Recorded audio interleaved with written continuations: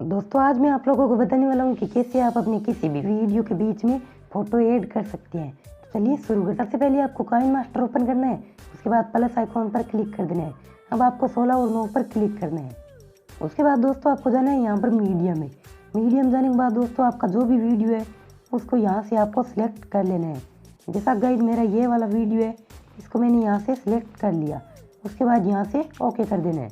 अब दोस्तों यहाँ पर आप जहाँ पर भी वीडियो के बीच में फ़ोटो डालना चाहते हैं वहाँ पर आपको ले जाना है वीडियो को।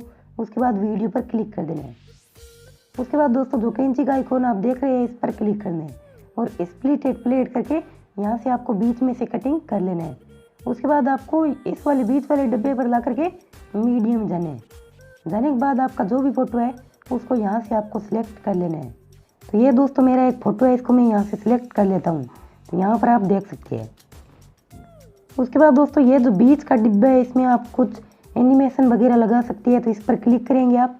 यहाँ पर आप नीचे जा कर के बहुत सारे इसमें एनिमेशन दिए गए हैं, आप यहाँ पर लगा सकते हैं। देखिए मैं आपको बता देता हूँ। तो इस तरह से आप बड़े ही आसानी से दोस्तों किसी भी वीडियो के बीच में फ़ोटो लगा सकते हैं। तो अगर आपको मेरी ये वीडियो पसंद आई है तो वीडियो को लाइक, चैनल को सब्सक्राइब करके बेल आइकन प्रेस कर दीजिए।